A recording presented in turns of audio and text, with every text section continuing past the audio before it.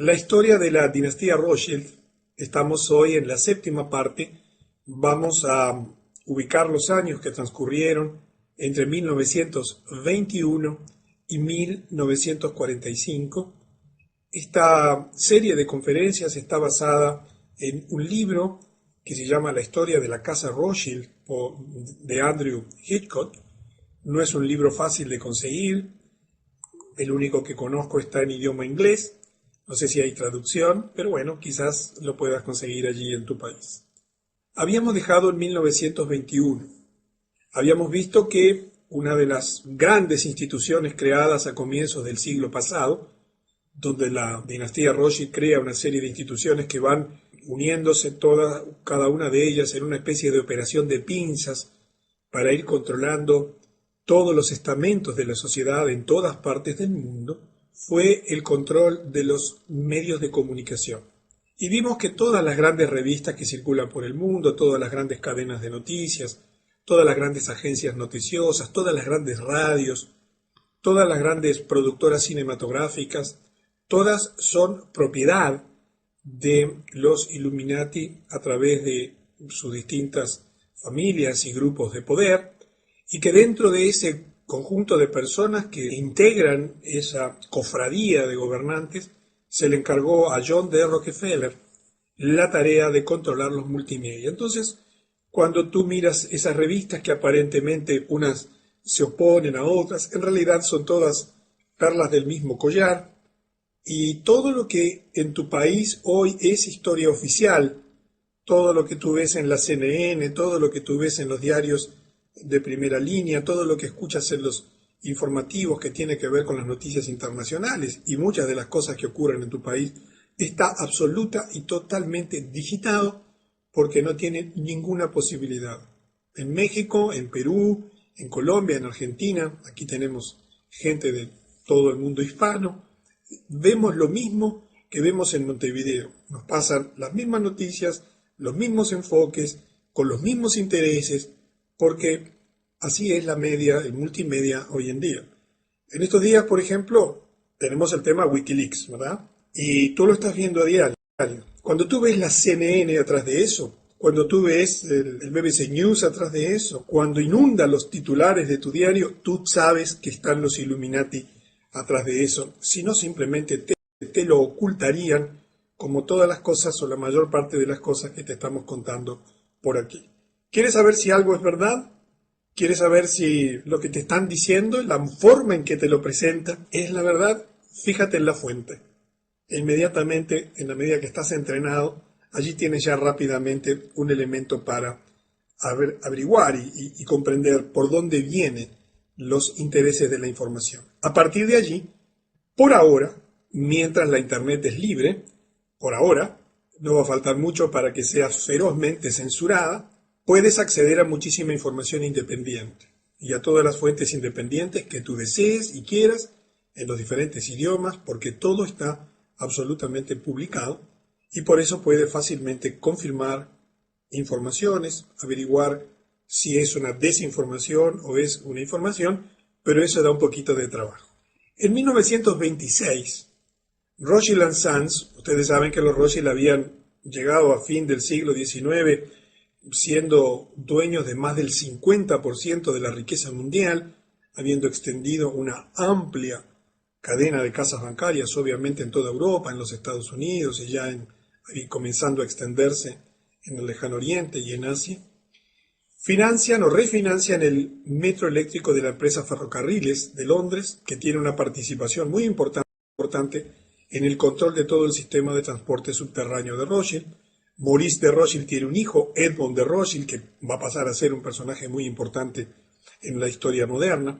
Y en 1929 los Rothschild colapsan la economía de los Estados Unidos, producen la Gran Depresión, con algo muy sencillo que tú lo vas a ver reproducirse, pero de un modo diferente, seguramente en el año 2011, la contracción de la oferta monetaria.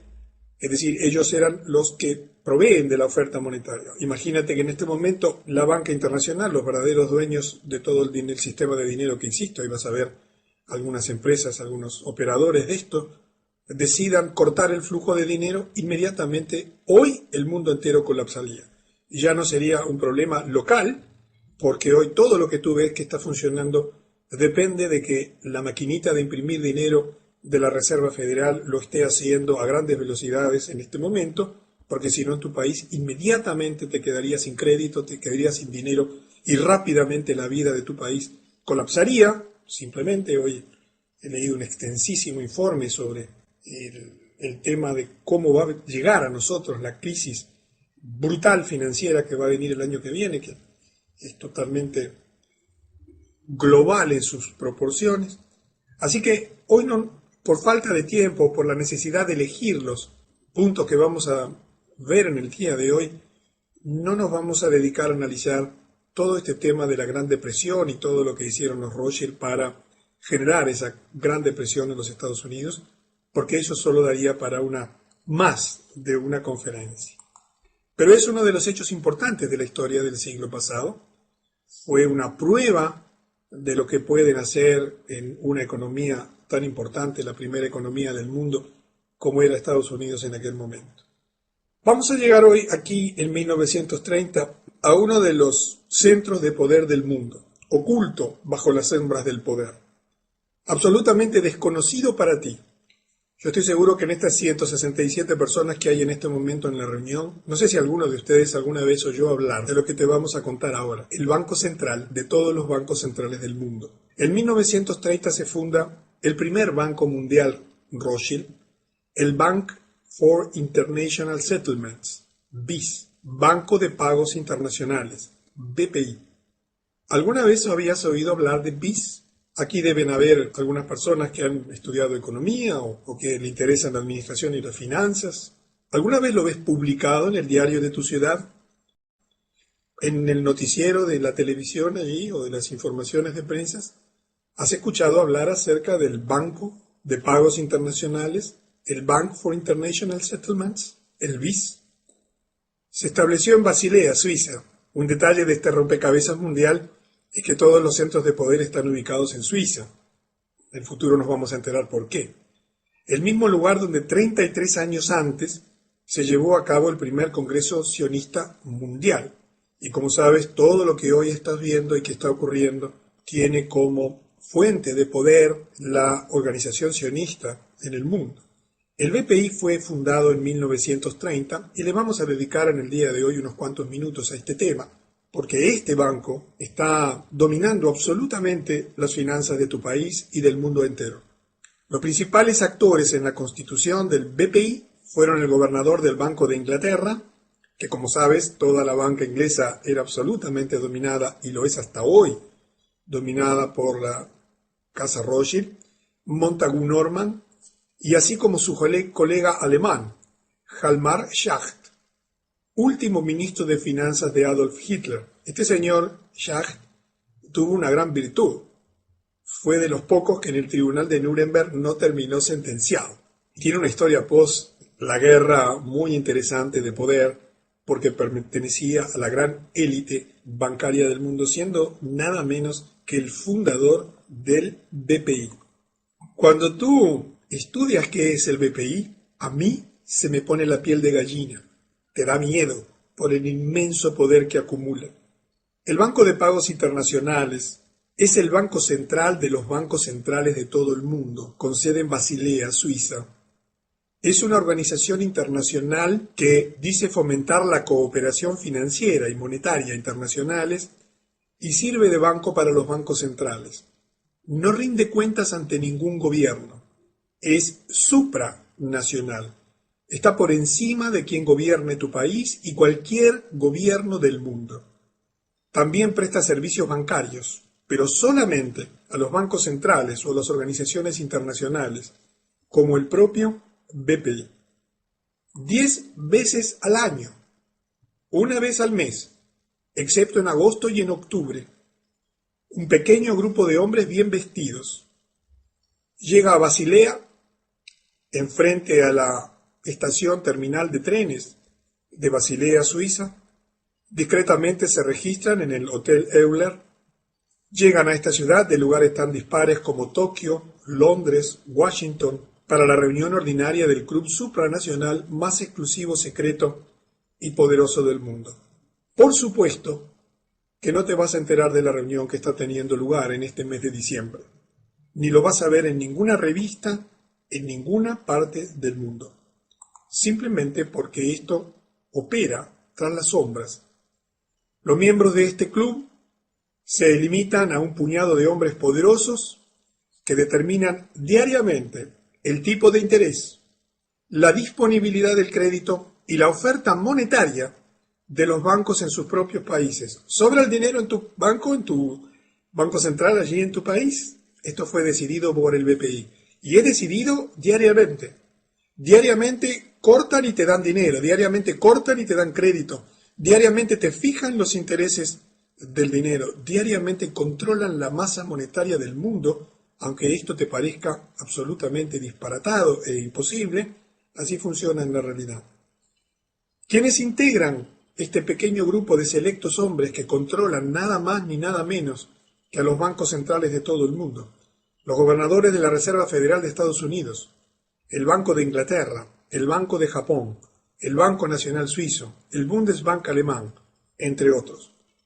Dispone, esta información no le pude precisar para qué año, de 40.000 millones de dólares en efectivo, en títulos públicos, oro. Los beneficios que obtiene solo por el alquiler de su tesoro de oro, que es solo superada por el Fort Knox en valor, son más que suficientes para pagar los gastos de toda la organización. Y el propósito descarado de las reuniones mensuales de esta élite es coordinar y, si es posible, controlar todas las actividades monetarias en el mundo industrializado. Si tú eres suscriptor de elladoscurodeldinero.com, cuando te registras, adquieres el derecho a descargar un libro que se llama El Grupo Bilderberg. En ese libro tienes muchísima información. Dentro de la información que vas a recibir en el ebook, vas a tener sitios web donde vas a poder asombrarte de toda la información y documentación que existe respecto de las cosas que han hecho en el pasado y de lo que están haciendo y de lo que tienen planificado hacer.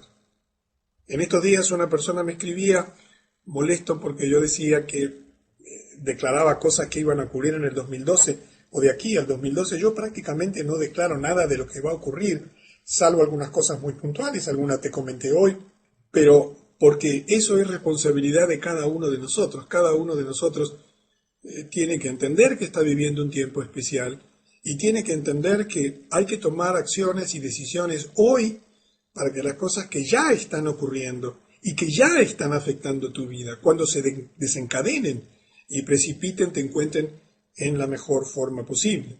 Y vamos a dedicar la última de serie de estas conferencias a hablarte sobre algunas cosas básicas que podrías hacer desde el punto de vista material y también desde el punto de vista espiritual para enfrentar este sistema que cada vez es más opresivo, que cada vez se va tornando más como un sistema de pinzas, como te decía al principio, que va controlando todos los aspectos de la sociedad. El BIS, este Banco de International Settlements, es uno de los brazos más oscuros de la arquitectura financiera internacional elaborada en Bretton Woods. En la próxima conferencia vamos a hablar más en detalle sobre Bretton Woods. Pero allí, en esa reunión de Bretton Woods, en Estados Unidos, es donde se organizó todo el sistema monetario, todo el sistema financiero actual. Es allí donde se abandonó el patrón oro. Es a través de ese acuerdo que hoy el mundo está lleno de dólares que son solo papeles pintados y que no tienen absolutamente ningún valor. Y está estrechamente vinculado al Grupo Bilderberg. Es controlado, como te decía, por una élite interna que representa a todos los más importantes bancos centrales del mundo. Observa que John Maynard Keynes, que fue quizás el economista más influyente de todos los tiempos, quería cerrar este banco, porque él sabía, como lo sabe cualquier persona informada, que fue utilizado para lavar dinero de los nazis en la Segunda Guerra Mundial. Tú tienes que comprender que los nazis, para haber podido financiar su guerra, necesitaron dinero. Siempre te aclaro que cuando en un lugar hay guerra, ese gobierno se endeuda, tiene que tomar créditos, porque el flujo del dinero normal que viene a sus arcas, vía impuestos al presupuesto del balance anual que ha elaborado para este año no puede ser utilizado para financiar los viajes de los soldados, el petróleo, las municiones, el armamento. Por lo tanto, automáticamente piden dinero prestado. Y allí, por supuesto, aparecen siempre todos estos grupos bancarios para dar dinero, porque dan el dinero a cambio de que la devolución sea garantida con los impuestos de la gente. Por eso, en tu país, si ha participado de guerras, ha terminado endeudado y teniendo que pagar fuertes reparaciones de guerra, tanto como ganador como perdedor. A comienzos del año 2006, ahora hace unos poquitos años, el BIS, para que tengas una idea que nos está afectando hoy modernamente, ya en ese momento publicó un documento en el que pedía el fin de las monedas nacionales, a favor de un modelo global de moneda única. Cuando en poco tiempo tú veas una moneda única, sabes que eso fue creado ya hace muchos años, que ya fue diseñado financieramente y que es un proceso absolutamente inevitable. En un informe publicado allí en un pedacito del Telegraph de Londres sobre las tasas de inflación del Reino Unido, se expresa que este BPI ha sugerido abandonar las muchas monedas nacionales a favor de un pequeño número de bloques monetarios formales basados en el dólar, el euro, el yen y el renminbi. No sé si sabes lo que es el renminbi, es la moneda oficial china, ¿verdad? Que tiene una unidad de medida en el yuan, pero en realidad la moneda de ellos es esta que te he comentado allí. Y ya de esto se está hablando hoy en día, está inundando todos los portales que van preparando la nueva situación. En 1900, así que el BIS, del cual nunca habías oído hablar hasta el día de hoy probablemente, es una de las grandes herramientas absolutamente en las sombras que tienen para dominar financieramente lo que ocurre en tu país y en todos los países del mundo. En 1933, Rothschild financia a IBM, quien comienza a proveer a Alemania de las máquinas de tarjetas perforadas necesarias para ayudar a organizar y gestionar la identificación inicial y la expulsión social de los judíos, la confiscación de sus bienes y su exterminio. Yo he evitado expresamente incluir aquí todas las cosas que explicaron el porqué, todos los acontecimientos desde el punto de vista económico que explicaron el porqué de lo que pocos años ocurriría después de la Segunda Guerra Mundial, para limitarme a los hechos exclusivamente financieros y, bueno, haciendo, como te decía al principio, una muy escueta selección de las muchas cosas que ocurrieron en estos años. Thomas Watson, que fue el fundador de IBM, aceptó en junio de 1937 una distinción que se volvería en su contra, una medalla que Adolf Hitler creó para extranjeros que demostraron ser dignos del Reich alemán. Rebosante de esvásticas y águilas, la medalla confirmaba la contribución de IBM a la automatización de la Alemania nazi. En aquel momento Alemania era el segundo cliente de la IBM, después de los Estados Unidos. Los historiadores han documentado ampliamente cómo la tarjeta perforada de IBM, precursora de las computadoras, desempeñó un papel importantísimo en áreas que iban desde la puntualidad de los trenes alemanes hasta el programa de rearme de Hitler, pasando por los datos de censos que constituían en aquel momento un elemento clave para la política racista nazi. ¿Qué quiero darte a entender? ¿Qué queremos darte a entender a través de esto? Nada pudo haberse hecho por parte de Hitler y todo el esquema nazi sin el apoyo de las grandes corporaciones internacionales, sin el financiamiento de los grandes bancos internacionales para todo su proyecto de hegemonía mundial, porque ningún país puede hacerlo modernamente. En 1933, también en ese mismo año y bajo el gobierno de Roosevelt, se firma la Orden Ejecutiva 6102. Tú sabes que en Estados Unidos las leyes tienen una expresión numérica junto con unas letras, y se exigía a los ciudadanos de los Estados Unidos a entregar a más tardar el 1 de mayo de 1933 todo el oro en su poder. Te aclaro que Estados Unidos no estaba en guerra, ni había ninguna situación de emergencia. Sin embargo, salvo una pequeña cantidad de monedas de oro, deberían entregarse todos los lingotes de oro y certificados de oro de su propiedad a la Reserva Federal, al cambio de $20,67 por onza Troy. Imagínate que en tu país, hoy, el gobierno firma una orden ejecutiva y mañana lunes te enteras de que tú y tu familia tienen que entregar todo el oro que dispongan, salvo una muy pequeña cantidad, a no el gobierno de tu país, porque tú sabes que la Reserva Federal no es parte del gobierno de los Estados Unidos. La Reserva Federal es quien gobierna, pero es una entidad privada. Esa entidad privada recibió una inmensa cantidad de oro. Por supuesto, muchas familias, especialmente las adineradas y todas aquellas que tenían acceso a esta información previamente, ya habían transferido sus ahorros en oro a otros países. En el marco de la ley Comerciando con el Enemigo, que es una ley, un acta patriótica que había en ese momento, que impedía hacer negocios con los alemanes, se castigaba con una multa de hasta $10,000. Al valor de hoy serían $167,700, ajustados por la inflación, o hasta 10 años de prisión, o ambas cosas. Estas son muchas de las cosas que han ocurrido en la historia, que han enriquecido ferozmente a la Reserva Federal. El precio del oro para las transacciones internacionales fue fijado a partir de entonces por la tesorería en $35 la onza, $587 a valor del 2010. Con el beneficio, con esa diferencia de beneficio, pagando 20,87 y quedándose con algo que inmediatamente, porque ellos fijan el valor del oro, de los intereses y demás, el gobierno constituyó un fondo de estabilización de intercambio, que se creó por la Ley de Reserva del Oro en 1934. Acá tienes el sello del Departamento del Tesoro de los Estados Unidos, fundado en 1789, que por supuesto que como buen escudo de una institución perteneciente a los Illuminatis tiene 13 estrellas, tiene una balanza y tiene una llave, que son por supuesto símbolos masónicos de adoración satánica, que obviamente flamean en todas las grandes, en los logos de todas las grandes instituciones, como hemos venido viendo en estas conferencias. Y así avanza la historia. 1933 fue un año de muchos acontecimientos importantes.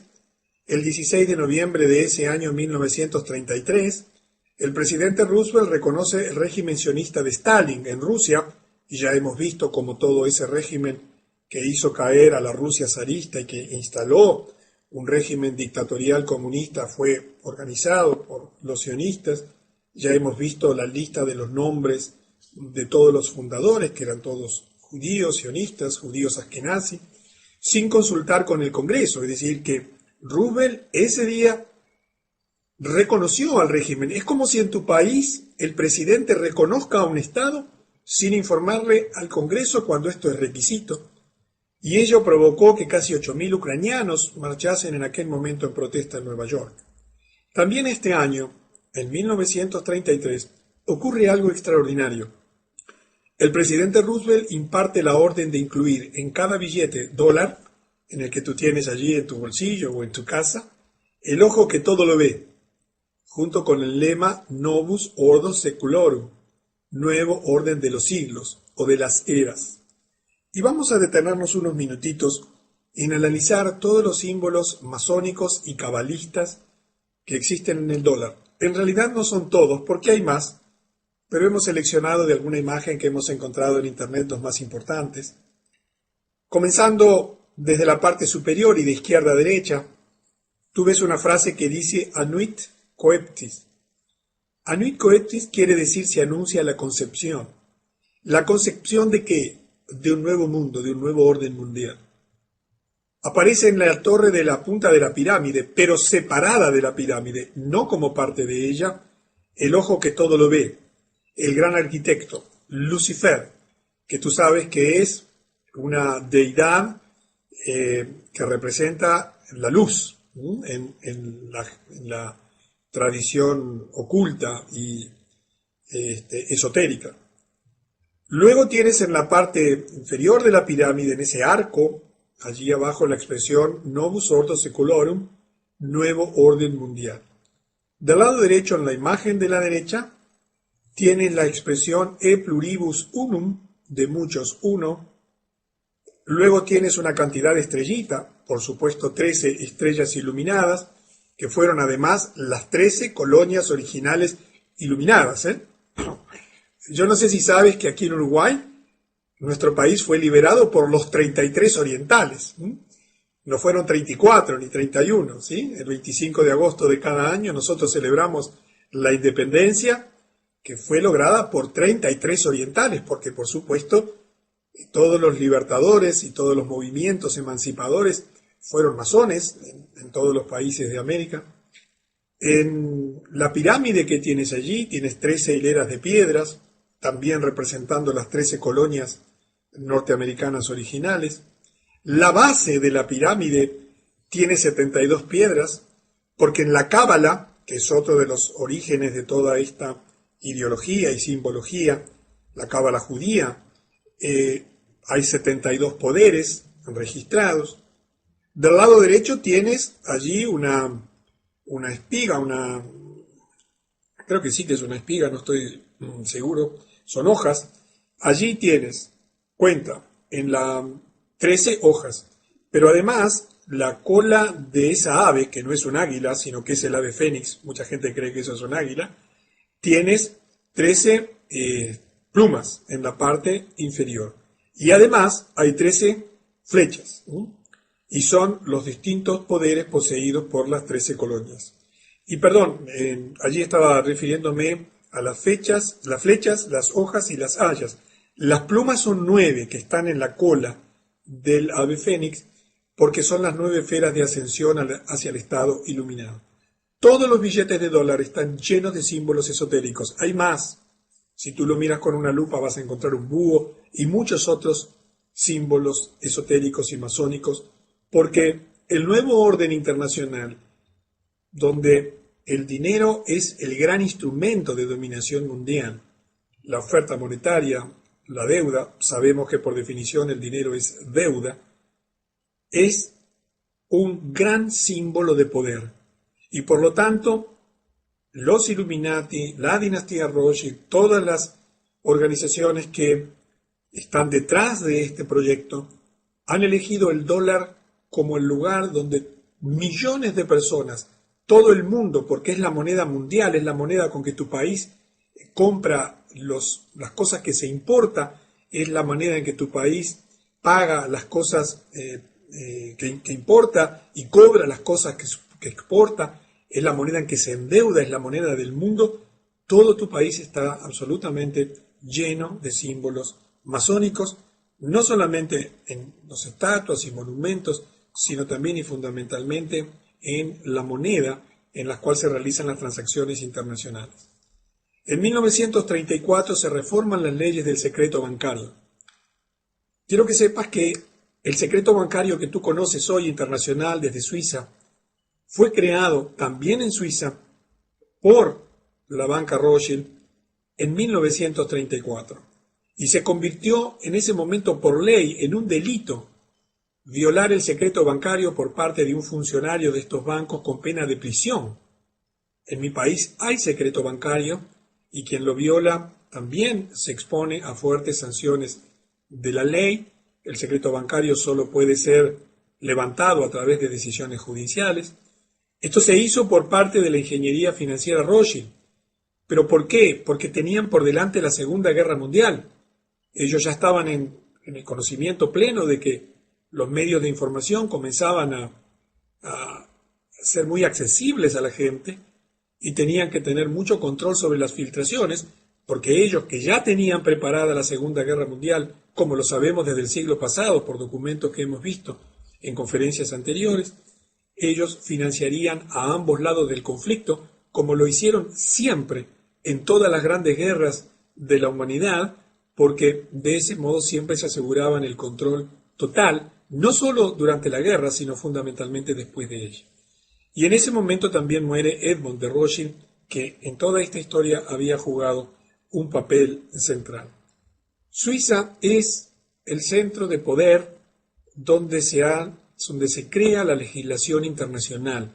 Allí tienen su centro de poder todos los grandes bancos internacionales, las Naciones Unidas, en fin, todos los grandes centros de poder mundial nacen legalmente en Suiza porque es el lugar que ellos eligieron desde siempre, lo han mantenido como país neutral, no es casualidad, lo han mantenido como país neutral porque tenían que separarlo siempre de la guerra, los ejércitos en pugna no podían atacar este país o intentar dominar este país, tenían que respetar su neutralidad, debido a que si no les eran quitado la financiación. Y en 1939, IG Farben, un gran complejo multinacional alemán, el principal productor de productos químicos, todas las grandes compañías, la Big Pharma internacional, Bayer y demás, tiene su origen en esta gran compañía, que era el gran o el principal productor de productos químicos en el mundo. Allí fueron a parar todos los ingenieros químicos nazis y todos los grandes científicos nazis. Después fueron contratados rápidamente por esta multinacional que tenía que seguir produciendo. Era también el primer productor alemán de acero, que aumentó dramáticamente su producción. Ese aumento de la producción se utilizó casi exclusivamente para armar a Alemania en la Segunda Guerra Mundial. Por supuesto, una empresa controlada por los Rothschild, que pasaría a utilizar judíos y otros pueblos desplazados como esclavos en los campos de concentración. Y esta empresa, esta fábrica, por ejemplo, fue la que creó el letal gas Ciclón B, que se dice que fue utilizado en las cámaras de gas. El 1 de septiembre, la Segunda Guerra Mundial comenzó con la invasión alemana a Polonia. No es de interés para este ciclo definir las causas de la guerra, sobre eso hay muchísima discusión e historiadores, sino simplemente tratar de hilar una cantidad de acontecimientos y centrarnos fundamentalmente en el uso de las finanzas como medio de gobernación mundial. Acá quiero aportarte un dato histórico muy interesante. Yo te decía en la invitación para la conferencia, si sabes quién se sospecha que fue el abuelo de Hitler, un abuelo desconocido. Y te voy a contar una historia absolutamente documentada. En 1940, un señor Keller, en su libro Dentro de la Gestapo, indica lo siguiente de María Anna, bueno, tiene un apellido allí alemán, disculpen mi pronunciación, Schick-Gruber, la abuela de Adolf Hitler. Esta era una joven llegada a Viena que se convirtió en empleada doméstica de los Rothschild, de la mansión Rothschild, para servir en su mansión. Los historiadores dicen que el abuelo desconocido de Hitler debe probablemente buscarse en esa magnífica casa. Esto es respaldado por más historiadores aquí, por ejemplo Walter Langer en su libro La mente de Hitler. Dice que el padre de Adolf, que se llamaba Alois Hitler, era el hijo ilegítimo de María Anna y que ella vivía en Viena y que al tiempo de la concepción trabajaba como sirvienta en la casa del barón Rothschild. Tan pronto como la familia descubrió su embarazo, fue enviada de vuelta a su casa donde el padre de Hitler nació. Ahora, hay mucha especulación respecto de quién fue el abuelo. Y como muchos historiadores opinan, y esto es un hecho controversial, no confirmado, quizás habría sido el mismísimo barón Rothschild, pero esto de ninguna manera es un hecho objetivo y plenamente documentado. En un análisis superficial puede parecer poco probable que Hitler fuese un Rothschild, pero, de nuevo, cuando se descubren los beneficios que los Rothschild obtuvieron de esta guerra, las conexiones financieras y políticas, es posible imaginar perfectamente una conexión Rothschild y que no parezca tan descabellado como podría parecer en un primer momento, nada menos que con toda la maquinaria nazi de la Segunda Guerra Mundial. Pero viene bien la anécdota para ponerle un poquito de distensión a todo este tema tan oscuro, tan complejo que nos plantea la situación financiera que se fue tramando y elaborando a lo largo de los siglos y que hoy está oprimiendo tu país y la mayor parte de las familias que viven allí, así como sucede también en mi país. En 1941, Estados Unidos entra en guerra. El presidente Roosevelt lleva a Estados Unidos a la Segunda Guerra Mundial. También aquí hay muchos estudios y muchas ideas sobre las verdaderas causas. Aquí vamos a darte una de las causas que tienen que ver con la situación financiera mundial. Y dice que el presidente Roosevelt llevó a la guerra a Estados Unidos en la Segunda Guerra por negarse a venderle a Japón toda la chatarra de acero más petróleo que Japón necesitaba. Recordemos que Japón estaba en guerra con China y que sin la chatarra de acero y sin el petróleo de los Estados Unidos no podía continuar la guerra porque dependía como proveedor principal de los Estados Unidos y por lo tanto Roosevelt podía pensar que esta acción podría provocar a los japoneses para vengarse o tomar represalias contra los Estados Unidos. Y bueno, cosa que aparentemente después ocurrió, digo aparentemente en el sentido de como causa posible del ataque de los japoneses a Pearl Harbor, porque también sobre este tema hay muchísima información y desinformación respecto de quién verdaderamente financió y generó el ataque a la flota de los Estados Unidos en Pearl Harbor, por qué estaba allí toda concentrada ese día. En fin, hay mucha historia y mucha madeja para desenredar sobre este tema que fue principal en la historia moderna, porque generó nada menos que la integración de los Estados Unidos a la Segunda Guerra Mundial y un cambio o un giro en los acontecimientos. En 1942, Prescott Bush, padre de los futuros presidentes de Estados Unidos, George W. Bush, le fue incautada su compañía en el marco de esa ley que yo te decía, denominada Comerciando con el Enemigo, que prohibía el financiar o negociar con empresas alemanas. Él estaba financiando a Hitler desde América, mientras que los soldados americanos estaban siendo asesinados por los soldados alemanes.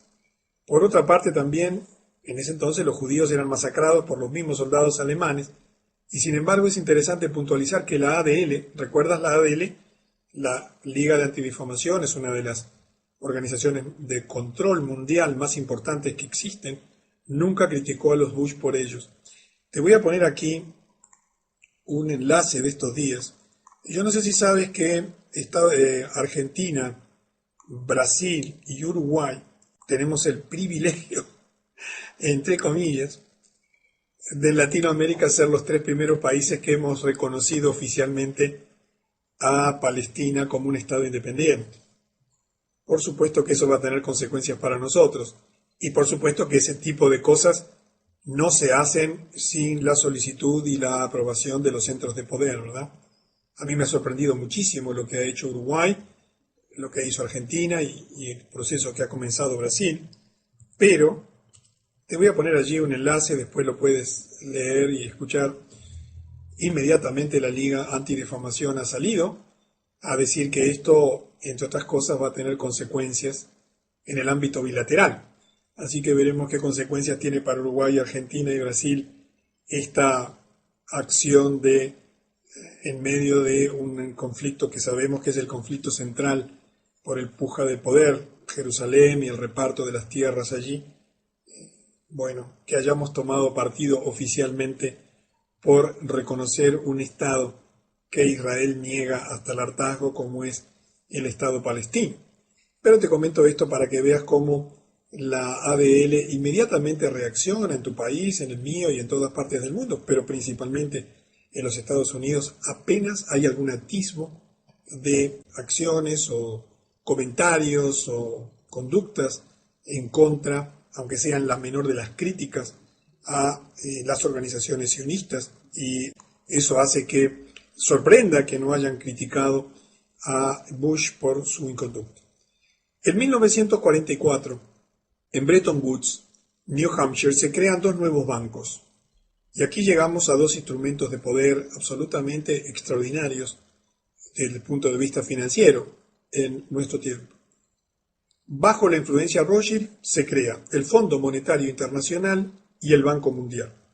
Yo te voy a leer aquí los objetivos del Fondo Monetario Internacional declarados hace 66 años, para que tú veas cómo es posible que 2 bancos creados nada menos que por los dominadores de toda la riqueza mundial o de gran parte de ella, con el acuerdo y el beneplácito de la casi totalidad de los países del mundo, con todos los recursos financieros, políticos y de información que tú te puedas imaginar, hayan fracasado tan estrepitosamente en sus objetivos fundacionales. No solamente fracasar, sino lograr exactamente lo contrario pocas décadas después. Eran los objetivos fundacionales del Fondo Monetario Internacional. Allí tienes del lado derecho su logo y por supuesto puedes acceder a la página web fácilmente. Promover la cooperación monetaria internacional a través de una institución permanente que proporcionaría un mecanismo de consulta y colaboración en materia de problemas monetarios. Facilitar la expansión y el crecimiento equilibrado del comercio internacional y contribuir con ello a promover y mantener altos niveles de ocupación e ingresos reales y a desarrollar los recursos productivos de todos los países asociados como objetivos primordiales de política económica. Si no te lo tomas en gracia, realmente es una tragedia mundial. 3. Promover la estabilidad de los cambios. Asegurar que las relaciones cambiarias entre sus miembros sean ordenadas y evitar las depreciaciones con fines de competencia. 4. Ayudar a establecer un sistema multilateral de pagos para las operaciones en cuenta corriente efectuadas entre los países y a eliminar las restricciones cambiarias que pudieran estorbar el crecimiento del comercio mundial. 5. Infundir confianza en los países miembros al poner a su disposición los recursos del fondo en condiciones que los protegieran, dándoles así la oportunidad de corregir los desajustes de sus balanzas de pago sin recurrir a medidas que pudieran destruir la prosperidad nacional e internacional. 6. Como consecuencia de la función anterior, reducir la duración y la intensidad del desequilibrio de las balanzas de pago internacionales. Realmente solo el diablo y sus adoradores pudieron ser tan maquiavélicos y tan malos, haber creado un organismo internacional declarando públicamente estos objetivos, con todos los recursos disponibles para haber logrado pocos años después exactamente lo contrario. Quiero que entiendas que lo que está pasando en tu vida y en tu país ha sido absolutamente diseñado por los centros de poder, que se ocultan bajo una apariencia de corderos, de buenas intenciones, pero que en la realidad son verdaderamente diabólicos y demoníacos. El Banco Mundial, abreviado como BM, en inglés World Bank, es uno de los organismos especializados de las Naciones Unidas, por supuesto como el Fondo Monetario, que se define como una fuente de asistencia financiera y técnica para los llamados países en desarrollo. Su propósito declarado, yo quiero que adviertas el propósito de este banco. Fue creado con un inmenso poder, con recursos absolutamente ilimitados, con esta finalidad que te voy a mencionar ahora. Su propósito declarado en su carta fundacional era reducir la pobreza mediante préstamos de bajo interés, con créditos sin intereses a nivel bancario y apoyos económicos a las naciones en desarrollo. Está integrado en la actualidad por 186 países miembros. Fue creado en el 44 y por supuesto, y tiene su sede este banco en la ciudad de Washington, Estados Unidos. Tú observa lo que ha pasado en el mundo. Un banco creado con este poder para reducir la pobreza solo ha logrado aumentar la pobreza y endeudar a todas las naciones que han tomado sus préstamos. Esto es para que veas cómo opera la élite mundial y cómo por detrás de todas sus declaraciones hay intereses ocultos. Y llegamos al final de estos años que estamos desarrollando en la séptima parte. En 1945, luego del fin de la Segunda Guerra Mundial, se informó que las plantas Farben, ¿sabías esto? Mira que Alemania fue bombardeada, ¿verdad? Sin embargo, no fueron específicamente atacadas en los bombardeos sobre Alemania. es interesante que se encontró que solo sufrieron un 15% de daños. Los tribunales que se celebrarían luego de la Segunda Guerra Mundial para investigar los crímenes de guerra nazis censuraron todo material con registros de la asistencia occidental a Hitler. Nada vino a la luz. Pero nos vamos a detener en el último gran acontecimiento de este periodo, que ha cambiado profundamente la historia de la humanidad, y que es que en ese año los Rothschild dieron un paso gigantesco hacia su objetivo de dominar el mundo.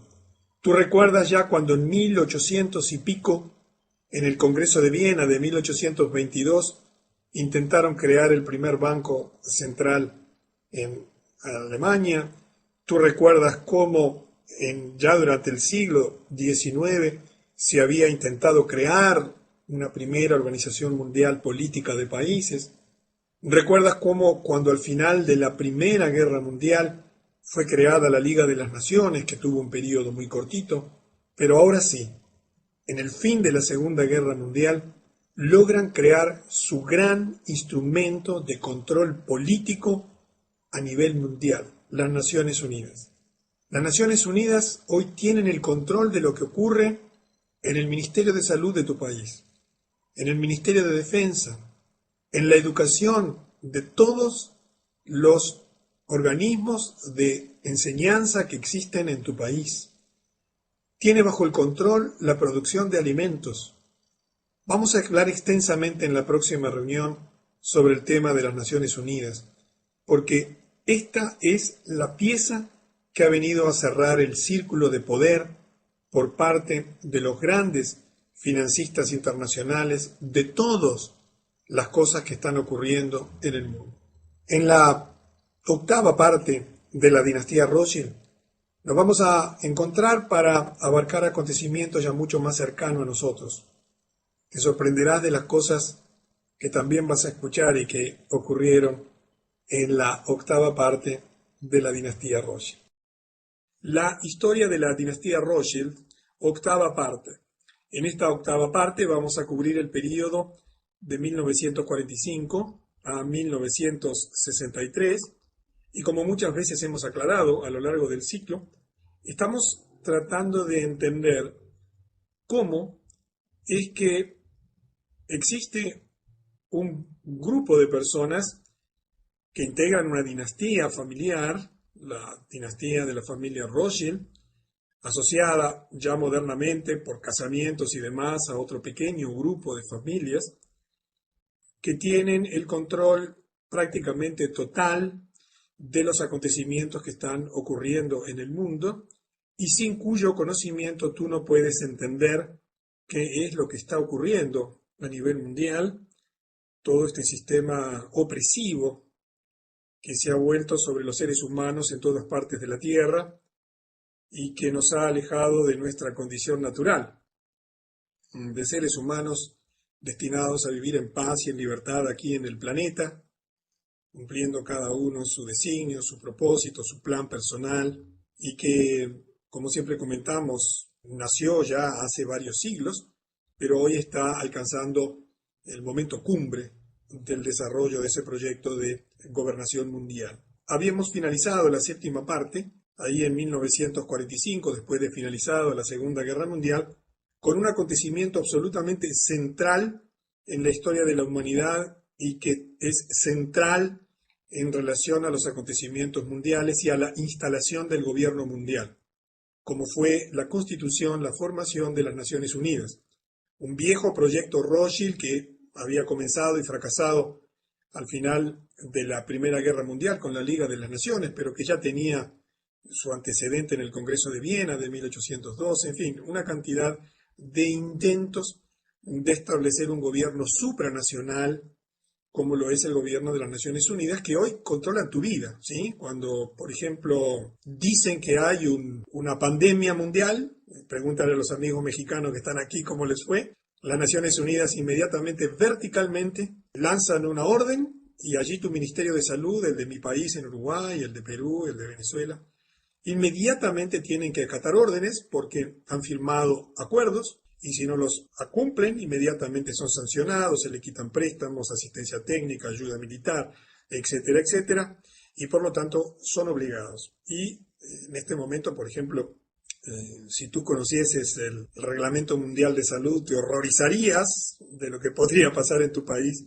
si se declara una pandemia, normalmente inventada. Bueno, aquí los amigos mexicanos le pusieron tapabocas durante algunas semanas, los amordazaron, no podían salir a la calle así, desvaciaron las ciudades, hicieron lo que quisieron, porque México, entre otras cosas, es un país que utilizan mucho para experimentar parte de su proyecto de gobernación mundial. Y dicho esto todo, como uno de los tantos ejemplos que te podría contar de lo que hace las naciones, el sistema educativo, el sistema militar, etcétera, etcétera. Vamos a continuar porque vamos a tener una serie de sucesos muy importantes. En 1947, los ingleses que antes de la Segunda Guerra Mundial declararon que no habría más inmigración de judíos a Palestina. Estamos hablando de un tema central dentro de este proceso de gobernación mundial, de la instauración del gobierno mundial.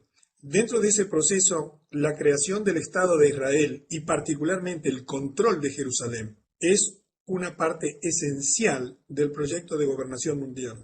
¿Por qué? Porque quieren instalar el gobierno mundial en Jerusalén, que es el lugar por definición donde intentan poner un gobierno absolutamente contrario a los intereses de Dios. Es una ciudad elegida para su pueblo por Jehová, el Dios de los judíos, que fue, digamos, instaló esa ciudad como una ciudad santa, y por eso esa puja mundial que hay por ese territorio, no es casualidad, y entonces el proceso de control de toda esa zona palestina es absolutamente importante comprenderlo para entender los sucesos mundiales, porque en poco tiempo verás acontecimientos que te van a dejar pasmado allí en esa zona. Recuerda que hubo un acuerdo entre la familia Rothschild y el gobierno de Inglaterra para incorporar a Estados Unidos a la Segunda Guerra Mundial a cambio de cederle la tierra, una parte de la tierra de Palestina. Cuando llega el año 1947, habían declarado ya antes de la Segunda Guerra Mundial que no habría más inmigración de judíos a Palestina. ¿Por qué? Porque tenían que proteger a los palestinos y a los propios soldados británicos que vivían allí por un grupo armado israelí. Y entonces transfirieron el control de Palestina a las Naciones Unidas. Es decir, ¿qué hizo Inglaterra? Se sacó de arriba el problema y se lo dio a las Naciones Unidas. La resolución 181 de 1947 fue un momento muy importante porque en esa resolución, después puedes ver en internet, yo hoy te voy a dar, y lo voy a hacer todas las reuniones que tengamos de aquí en más sobre este tema, un archivo al final para que tomes un par de temas y busques información si te interesa. Como les he comentado, al final del ciclo vamos a entregar un ebook con todo lo fundamental, los fundamentos bibliográficos de todo lo que estamos afirmando. Y esta resolución 181 de las Naciones Unidas para Palestina dividió esa tierra en dos estados. Allí tú tienes una imagen que en la siguiente diapositiva la vamos a ver mucho más ampliada. Esa era una tierra que hacía 1300 años le correspondía a los palestinos. Allí vivían palestinos y una muy pequeña cantidad de judíos, apenas un 6%, pero en forma totalmente ilegítima, sin ningún derecho, simplemente para cumplir el acuerdo, la promesa, recuerdan la declaración Balfour que vimos en reuniones anteriores, para cumplir la promesa que le había hecho el gobierno inglés a Estados Unidos de que si entraba en la guerra, entonces le cederían Palestina al Consejo Mundial Sionista. Se divide la zona en dos estados, uno sionista y otro árabe, con Jerusalén, pero según la resolución 181 debiendo permanecer como una zona internacional para el disfruto de todos los credos religiosos. Esa transferencia fue programada para el año siguiente, para el 15 de mayo de 1948. En realidad las Naciones Unidas no tenían ningún derecho legítimo, no tenían ninguna ley ni nada que les amparase para entregar las propiedades a los árabes. Como yo les decía, los judíos tenían solo el 6% como propiedad de Palestina en ese momento. Sin embargo, la resolución decidió que a Israel se le iba a dar el 57% de la tierra y dejando a los árabes, que hasta ese momento eran dueños del 94%, con solo el 43%. En esta próxima diapositiva tú vas a ver lo que ha ocurrido en las últimas décadas. Del lado izquierdo tú tienes la zona en disputa, todos los mapas corresponden a la misma zona. Lo que tú ves en verde del lado izquierdo era la tierra palestina y judía hasta 1946. En verde, la zona palestina. En blanco, los espacios propiedad de familias y de residentes judíos. En 1947, que es la segunda columna, se reparte esa zona y las Naciones Unidas le dan el 47% a los judíos y es la zona que tú ves en verde, en blanco. Ves cómo avanza, quedando reducido el territorio palestino a la zona verde. Pero luego viene un proceso de ocupación constante de tierras palestinas. Allí ves lo que ocurrió entre 1949 y 1967, cuando la guerra de los 6 días. Y allí ves el avance blanco que representa el avance judío, como va perdiendo Palestina, para llegar al año 2000 y nuestra situación actual, que es aún peor que lo que tú estás viendo, porque prácticamente de toda la tierra se ha apropiado el Estado de Israel, reduciendo a los palestinos a una zona sumamente reducida, y eso es explicativo de no solamente el proceso invasor e imperialista, sino fundamentalmente explica también la rebelión de los palestinos y mucho de lo que está ocurriendo modernamente en la política internacional. Y quizás si tú recién estás hoy por primera vez escuchando esta octava conferencia, no asocies muy bien lo que significa esto en tu vida, pero este conflicto, esta decisión de los sionistas en el mundo de influir de usar las Naciones Unidas, porque fueron constituidas por ellos. Recordemos el Tratado de Versalles, ¿verdad? Donde estaba, por ejemplo, Rothschild era el anfitrión principal, donde se decidió la constitución de la Liga de Naciones. Entonces, hoy ese conflicto está siendo un meollo del mundo y, bueno, de allí se espera que surja la Tercera Guerra Mundial y muchos acontecimientos que van a significar un cambio profundo en la historia de la humanidad. En 1948, recordemos que el 15 de mayo fue la fecha acordada para la sesión de derecho y la fecha oficial de la Constitución del Estado de Israel. El presidente Harry Truman había sido sobornado por los Rothschild con $2 millones que fueron utilizados para su campaña presidencial y reconoció a Israel como un Estado soberano.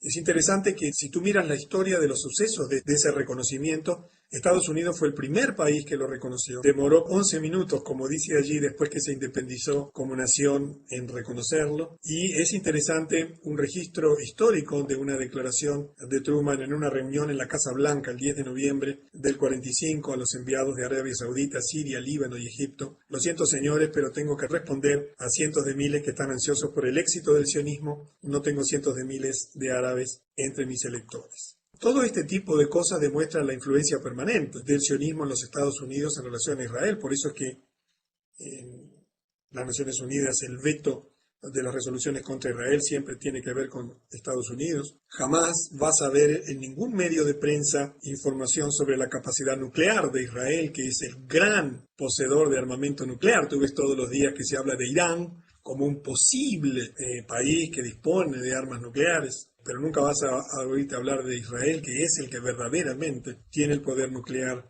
en la región. Y este juego de poder es absolutamente trascendente porque muchas de las dificultades que tú tienes en la vida y que tienen en tu país tienen que ver con este proceso de gobernación mundial, con esas inmensas transferencias de dinero fenomenales que hay desde tu país hacia la banca financiera internacional. Recordemos la semana pasada cuando hablamos del BIS. ¿Recuerdas el BIS, el Banco Central de los bancos centrales del mundo, que seguro no sabías que existía? Cuando hablamos del Banco Monetario Internacional, del Banco Mundial y del Fondo Monetario Internacional. Pero vamos a uno de los acontecimientos que para mí son más descriptivos de todo lo que hay por detrás de lo que tú estás viendo. Ya nos habíamos referido a esto hace algunas reuniones, algunas conferencias, cuando hablamos acerca de la bandera de Israel y su relación con el hexagrama rojo de la familia Rothschild. En ese año, en 1948, recuerda que bajo la influencia de Theodor Herzl, se creó la bandera de Israel. Se dio a conocer, a pesar de que había una tremenda oposición interna, debido a que el emblema de la bandera es una versión en color azul de los Rothschild, del hexagrama rojo o sello rojo. Recuerdas que Rothschild quiere decir en alemán sello rojo. Fue un cambio en su apellido para poder utilizar y hacer una referencia directa a ese hexagrama rojo, hoy también mal conocido como la estrella de David. Eso irritó a muchos judíos. Y vamos a ver algunas de las muchas razones que hacen y sorprende que en la bandera de Israel se haya elegido nada menos que un símbolo absolutamente satánico para utilizarlo como el emblema nacional. Una primera razón es que ese hexagrama representa o es el símbolo del dios Baal, el dios Moloch. Este hexagrama fue usada por religiones esotéricas antiguas como el símbolo de Moloch, que era descrito como un demonio de sacrificios forzados. Es conocido que en la antigüedad se hacían sacrificios de niños. Los judíos, a través de Moisés, cuando recibieron esta información, está en el libro de Éxodo, fueron severamente advertidos sobre esta situación, que no debían ser adoradores del dios Baal, y unos miles de años después, el símbolo de ese demonio termina en su bandera. En segundo lugar, el símbolo de hexagrama es el símbolo también de Astaroth. Astaroth es un demonio descrito como el tesorero, señor del infierno. Fue usado también en relaciones, aquí tienes derecho a una representación de las tantas que hay de este demonio, y abajo su representación bajo la forma de un hexagrama. Imagínate, para los judíos correctos, para los judíos que realmente sabían de qué estaban hablando, tener que ver flamear en su bandera nada menos que ese símbolo. Ese símbolo también está asociado al búho como símbolo de Moloch. Es de hecho una representación de Moloch y una divinidad babilónica, y también de Lilith, que es una divinidad sumeria. Tú puedes encontrar a Moloch o el búho en diversos símbolos del poder de Estados Unidos. Yo te voy a mostrar el del dólar, por ejemplo, en el Capitolio o en el Congreso. Aquí tienes una imagen de la caverna bohemia. Es un lugar donde se reúnen los principales integrantes de la masonería, allí en los Estados Unidos, en Nueva York, para adorar esta imagen que, como la ves, es un búho, y allí se dice que inclusive realizan sacrificios. Y como ves, del lado izquierdo está el hexagrama. Allí en realidad está representado como un pentagrama de 5 puntas, y allí tienes el búho también. Y finalmente, una cuarta razón por la cual esto causaba un profundo rechazo. Perdón, antes de ello vamos a hablar del símbolo del dólar. Si después tienes un dólar lo puedes mirar. En el ángulo superior derecho, bien escondidito allí, tienes el búho. En la reunión anterior te mostramos una cantidad de símbolos masónicos que tiene el dólar de Estados Unidos, pero tienes el búho, se ve con una lupa, muy bien escondidito allí, porque es parte de la adoración satánica. Y bueno, también te podría mostrar aquí cómo el diagrama de la ciudad de Washington incluye el búho y la estrella de 6 puntas. En fin, habría mucho para hablar. Y finalmente te comento como cuarto punto que el hexagrama también se ha utilizado para representar a Saturno. De Saturno tendría mucho para comentarte. Ha sido identificado con el nombre esotérico de Satanás. Indica que cualquier persona, el haber puesto esto en la bandera, indica que cualquier persona que murió en el nombre de Israel es en realidad un sacrificio a Satanás. Y estas cosas que te digo, quizás a ti que no tienes mucha experiencia en los temas de gobierno mundial y del nuevo orden mundial, te sorprendan, pero tú piensas que en uno de los estados más importantes de la Tierra, que tú lo ves a diario en las noticias, donde la humanidad pende de un hilo porque la Tercera Guerra Mundial va a comenzar allí, donde las organizaciones sionistas ejercen una influencia muy poderosa en todo el mundo. Estás a punto de ver el descalabro final del dólar en el mundo entero. Está nada más y nada menos que representado en la propia bandera de ese estado.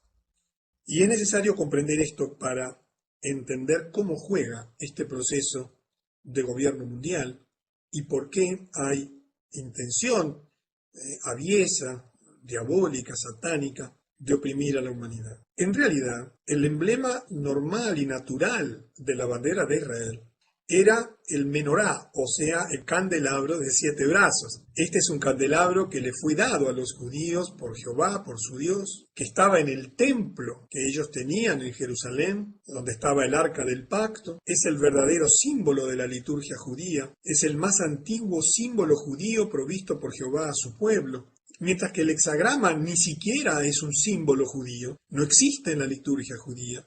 Sin embargo, la influencia sionista de los Rothschild, cuyo nombre significa sello rojo, introdujo el hexagrama en la bandera de Israel.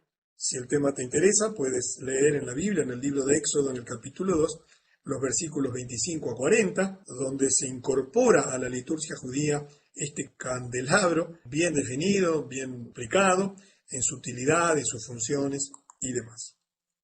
Pero sigamos adelante porque los acontecimientos en estos años son muy importantes. Te podría hablar de lo que opinaba Einstein junto a un grupo de los 25 más prestigiosos científicos judíos del mundo, cuando escribieron una extensa carta al New York Times sobre todos estos temas relativos a la fundación del Estado de Israel y demás, pero el enfoque de estas conferencias tiene que ver con el uso del poder financiero, económico, industrial, político, también militar, de la dinastía Rothschild. En 1949, el 1 de octubre, Mao Zedong declara la fundación de la República Popular de China en la plaza de Tiananmen, Pekín.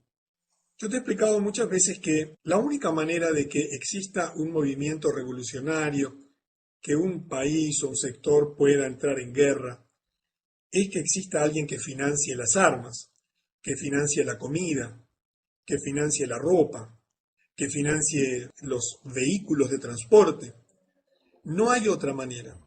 Cuando un país entra en guerra, o cuando un movimiento revolucionario, hablemos primero de un país, no puede detraer de su presupuesto anual el dinero para la guerra, porque lo tiene destinado a las actividades normales del país.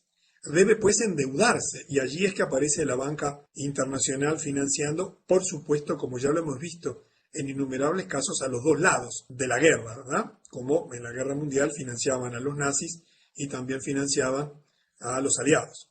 Lo mismo pasó con Mao. La única posibilidad que tenía Mao de vencer en China era a través de disponibilidad de dinero. Y la historia es muy clara en esto, no la historia oficial, la que te han contado, ¿verdad? Sino la historia real, la historia que tú puedes encontrar en fuentes independientes, en el sentido de que fue financiado por la banca internacional, por la banca Rothschild, quienes ya habían creado anteriormente el comunismo en Rusia. Estuvo muy asociado Mao a estos agentes Rothschild como Salomón Adler, un exfuncionario del Tesoro de los Estados Unidos, que era un espía soviético, como Israel Epstein, el hijo de un judío bolchevique que había sido encarcelado por el zar de Rusia por tratar de fomentar una revolución, y por Frank Cohen, un alto funcionario del Fondo Monetario Internacional, propiedad de los Rothschild. Debido a la escasez de tiempo, no podemos extendernos más en el tema Mao, pero en el ebook tendrás información ampliatoria si es que este tema te interesa, porque es una parte interesantísima de la historia de la humanidad. En 1951, el 1 de abril, se forma el servicio secreto de la agencia de inteligencia israelí, el Mossad, la que pasará a aterrorizar al mundo, y tendría también muchísimo para hablarte de este tema. El lema del Mossad es probablemente el lema de los servicios secretos. Bueno, el libro es un poco duro en la descripción, más repugnante en el mundo. Dice, por la vía del engaño harás la guerra. Y tendría muchísimo para hablarte, pero simplemente te estoy mostrando puntos que, unidos a los que hemos visto en los últimos 200 años, muestran mojones, son piezas de un rompecabezas que te permiten armar, en definitiva, lo que está ocurriendo en la historia de la humanidad. En 1953, dentro de la expansión comercial y financiera, industrial, los Rothschild fundan la Terranova Corporation Limited para desarrollar 60.000 millas cuadradas de tierra en Terranova, en Canadá. Incluía una central hidroeléctrica para aprovechar el poder de las cataratas Hamilton, más tarde llamadas cataratas Churchill. En ese momento fue el mayor proyecto de construcción a ser llevado a cabo por una empresa privada. Y en 1955 Edmond de Rothschild funda la Compañía Financiera de París. Tú recuerdas que la operación de pinzas por la cual se está controlando el mundo abarca varios aspectos de la historia de la humanidad o del desenvolvimiento de la humanidad. Por un lado, la clave central es el manejo del dinero, Como lo sabes y te lo hemos explicado en muchas de las reuniones, en muchas de las conferencias, el dinero es deuda en sí mismo y es utilizado como un instrumento de dominación mundial. Por eso el dólar hoy, hasta hoy por lo menos, maneja todas las economías del mundo. Tu país no puede importar si no tiene dólares, pero no puede fabricar dólares, no tiene una imprenta, porque la imprenta está en manos del grupo Rothschild, de las grandes casas bancarias del mundo, dentro de la Reserva Federal, de la cual hemos hablado ya extensamente. Por lo tanto, tu país o consigue dólares como consecuencia de la exportación de sus productos o como consecuencia del ingreso de capitales, o de lo contrario tiene que endeudarse para poder comerciar internacionalmente. Pero además, en esa operación de pinzas, se fue extendiendo y, por ejemplo, hemos visto cómo todos los medios de comunicación hoy son controlados por las organizaciones sionistas y tú solamente vas a recibir una información absolutamente manipulada, tendenciosa y generadora de una historia oficial que, por cierto, es bien diferente de la historia real, de lo que realmente está ocurriendo. También dentro de esa operación de pinzas para dominar el mundo, tenemos el uso de los sistemas educativos. No es casualidad el deterioro de los sistemas educativos en todo el mundo, no es casualidad la crisis educativa que hay en todo el mundo y la uniformidad de los sistemas educativos en todo el mundo, que por supuesto vienen perfectamente diagramados desde las Naciones Unidas vía la UNESCO a tu país, al mío y a todos. También en esa operación de pinzas se utiliza el poder político y hemos visto cómo se han creado innumerables organizaciones políticas con la finalidad de infiltrar los distintos partidos políticos, son financiados ambos bandos, izquierda, derecha, no importa de arriba, de abajo, en todos los países del mundo por los mismos grupos financieros para luego obtener el dominio y el control de esas situaciones. También en el área de la salud, hoy vemos cómo la operación de pinzas también afecta al área de la salud, donde se obliga a vacunar masivamente, donde están estableciendo severísimas normas de control del funcionamiento de los sistemas. También en los sistemas de alimentación, ya en este momento está teniendo vigencia el Códex Alimentario, que ya está rigiendo en tu país, en el mío, en todo el mundo, y te vas a sorprender de las cosas que verás en los próximos años en relación al control de la producción y distribución de alimentos, así como en la producción y la distribución de los suplementos dietarios, las políticas poblacionales, y en fin, dentro de este proyecto y dentro de este proceso, la creación de la riqueza a través del dominio de todos los sectores industriales fundamentales, de todos los sectores comerciales y de servicios fundamentales, es una estrategia fundamental y hemos visto a lo largo de las conferencias el crecimiento fenomenal de riqueza, que inclusive a fines del siglo XIX ya los ubicaba dominando y teniendo el control de más del 50% de la riqueza del mundo. En 1957, James de Rothschild, uno de los principales, muere y él deja un gran legado, una gran herencia a el Estado de Israel para ser destinada a la construcción del edificio sede del Parlamento, el Knesset. Él afirmaba que la Knesset debía ser un símbolo a los ojos de todos los hombres de la permanencia del Estado de Israel, y también en ese mismo año muere Maurice de Rothschild, y cada una de estas muertes es muy importante porque es sucedido por el hijo menor dentro de la dinastía, dentro de la forma en que se heredaban los derechos para seguir manejando los negocios y las distintas actividades del grupo. En 1962, dentro de ese proceso de crecimiento económico, los Rothschild crean la Imetal o Imetal como una compañía que agruparía a todos sus intereses comerciales e industriales en la minería. Por ejemplo, toda la minería del mundo está controlada por esta empresa que pertenece a Rothschild. En este momento hay un Rothschild, creo que es Nathanael, un hombre joven, que está creando lo mismo hoy, en este año 2010, pero en la industria del carbón. En la industria del carbón no existe una compañía que controle todo el mercado del carbón. Ya ha aportado $3.000 millones para la fundación de esa compañía, pero en poco tiempo también la producción y distribución de carbón a nivel mundial va a ser absolutamente controlada por los Rothschild como una de las industrias energéticas claves. La China solo, imagínate lo que gastan de carbón, que es su fuente de energía, una de las fuentes de energía fundamentales para su desenvolvimiento industrial. En ese año, Frederick Morton publica un libro, Los Rothschild, en el que señala, a pesar de que tienen el control de decenas de empresas industriales, comerciales, mineras y de turismo, no aparece en ellas el nombre Rothschild. Y observa la reflexión que él hace. Al ser empresas privadas, donde los Rothschild no aparecen en primera fila, las casas familiares Rothschild, las familias no necesitan, y de hecho nunca lo hicieron, publicar una sola hoja de balance en forma pública o de cualquier otro informe de su situación financiera. Ya sabemos que nunca la Reserva Federal, que nada más ni nada menos que imprime los dólares para todo el mundo y que se los presta al gobierno de los Estados Unidos, nunca fue auditada, nunca publicó un balance, pero lo mismo sucede con las familias Rothschild. Y esta actitud demuestra su verdadero objetivo, permanecer ocultos tras de bambalina, ejerciendo, monopolizando, dominando, eliminando la competencia y creando su propio monopolio comercial, industrial y de servicios en el mundo, como de hecho hoy está ocurriendo. Y llegamos ya al final de este proceso, de este periodo. En 1963, el 4 de junio, el presidente John Fitzgerald Kennedy, el 35 presidente de los Estados Unidos, firmó la orden ejecutiva 11.110, que devolvió al gobierno de Estados Unidos la facultad de emitir moneda sin pasar por la Reserva Federal, propiedad de los Rothschild.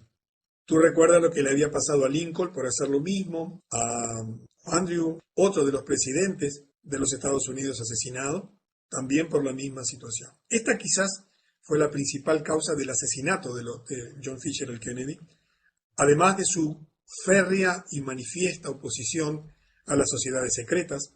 Él hizo un discurso muy famoso donde critica y declara públicamente su total oposición a las sociedades secretas y su determinación que en su periodo de gobierno las sociedades secretas no podrían ejercer influencias lobistas dentro de su gobierno. Menos de 6 meses más tarde de esa decisión, el 22 de noviembre, el presidente Kennedy fue asesinado, probablemente por los Rothschild por la misma razón que se asesinó a Lincoln en el 1865 cuando quiso imprimir dinero, ¿recuerdan? Dinero estadounidense para el pueblo estadounidense. Lo normal es que en tu país, el gobierno de tu país sea el que emite el dinero. En Uruguay, el dinero uruguayo es emitido por el Banco Central del Uruguay, pero en los Estados Unidos el dólar es emitido por un banco privado. Y eso absolutamente es una aberración desde todo punto de vista. Kennedy quiso terminar con esa situación y por la misma razón aquí está que se asesinó al presidente Andrew Jackson y otros que también sufrieron atentados. Es interesante lo que hizo Lyndon Johnson. Tú recuerdas que Lyndon Johnson fue el presidente que lo sustituyó. Él no vivía en Washington, él estaba en Dallas en el momento de la muerte de Kennedy. Y en el viaje, en el vuelo, en el Air Force One, el avión presidencial, uno de sus primeros decretos, de sus primeras órdenes ejecutivas, como le llaman en los Estados Unidos, fue anular la orden ejecutiva 11.110 en el mismo día que el presidente Kennedy había sido asesinado y como una de sus decisiones más importantes. Allí tienes la figura de Lyndon Johnson y del lado derecho el sello del presidente de los Estados Unidos para firmar las órdenes ejecutivas. Resulta sumamente sugestivo que pocas horas después de la muerte hayan decidido anular nada más ni nada menos que una orden ejecutiva que terminaba con la hegemonía de la Reserva Federal en la impresión del dólar y su manejo bajo la forma de préstamos al gobierno de los Estados Unidos. Esto no se puede probar, es decir, no se puede probar que esa haya sido la razón de la muerte, del asesinato, pero encaja absolutamente en forma lógica. Otra, y probablemente la razón principal para el asesinato de Kennedy, según historiadores, fue el hecho de que él dejó bien en claro al primer ministro israelí David Ben Gurión que en ningún caso iba a estar de acuerdo con que Israel se convirtiese en un estado nuclear. Yo no sé si ustedes tienen idea del poder nuclear que tiene Israel hoy en día, pero Kennedy, consciente de lo que eso representaba en el desequilibrio de poder del Medio Oriente, le había dicho con absoluta franqueza y claridad que de ninguna manera lo permitiría. El periódico israelí Haaretz, el 5 de febrero del 99, en un análisis revisional del libro de Aben Cohen, Israel y la bomba, indica lo siguiente: el asesinato del presidente estadounidense John Kennedy puso fin abrupto a la enorme presión que se aplicaba por parte del gobierno de Estados Unidos sobre el gobierno de Israel de suspender el programa nuclear. Tú ves la presión que hoy se hace sobre Irán. Tú sabes que esa misma presión se hizo sobre Israel hasta que fue asesinado el presidente Kennedy. Esas son las cosas que no se muestran en la historia oficial, pero son las cosas que explican lo que ocurre en la realidad. El libro daba a entender que si Kennedy se hubiese mantenido vivo, es dudoso que Israel hoy en día pudiese tener una opción nuclear que le da una supremacía en esa zona de conflicto absolutamente abrumadora. Si hiciésemos un resumen de este periodo, veríamos una cantidad de sucesos perfectamente hilados, perfectamente orquestados, amalgamados, en la dirección de la instauración del gobierno mundial.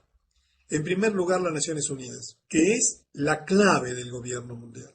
Cuando se haga la declaración final de paz y seguridad en Jerusalén y se reparta, tú verás allí a los ejércitos de las Naciones Unidas controlando esa situación en garantía de, entre comillas, de la paz y seguridad de ese territorio.